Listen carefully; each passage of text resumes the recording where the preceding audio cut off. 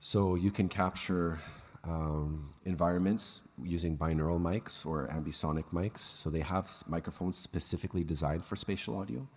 And then you can also take like traditional stereo audio and use software to create that dimension of space for the recording or the room environment.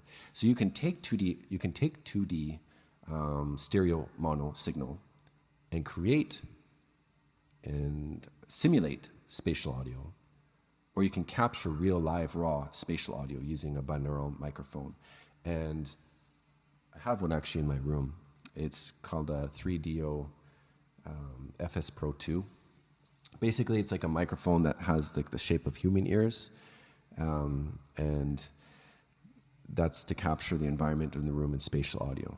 But the benefit of those microphones is you can capture the environment and you can add that environment to your created spatial audio. For example, I can take a traditional mixer and I can get all of those stereo or mono signals and have all these input sources. I'll just say like this, have all these input sources, and then position that sound to create my own space. Like I can create a sound environment of a large room, a small room, up on a mountain or in the city or wherever. I can basically, through software, simulate an environment.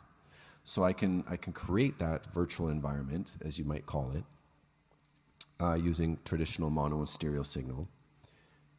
But the nice thing about capturing a real environment with the binaural microphone, with like the 3DO FS Pro 2, is you can pre-record different environments, like in the city, out in the park, and pre-record those environments and use that as your environment of space to build off of with your mono stereo signal tracks.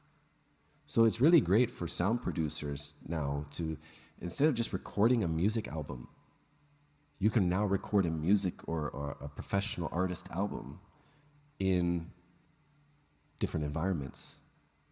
And you can just swap that environment and say like, okay, this same song is going to be produced in a stage concert. This same song is going to be produced in a bedroom. This same song is going to be produced in the middle of the city. So people can now listen to that same track in different environments, and you can compose all of this. So there's so much flexibility, and it just opens up sound to a whole new area of production. And that's where I have acquired my skill set. And people ask me, okay, what do you do for work? What do you do? Sometimes it's been hard for me to answer, but I've come to the conclusion that, okay, well, I do many things. It all depends on what you need me to do. But if you want to know what I specialize in, it is 8-dimensional sound engineering and live stage recording specialist. That's kind of what I've concluded to what my qualification is. I'm not the traditional sound engineer that comes in and does all the squelching and, check feedback zones and just set up hardware. I focus more on 8-dimensional sound production for software and recording applications and live stage recording applications. So although I do have that experience of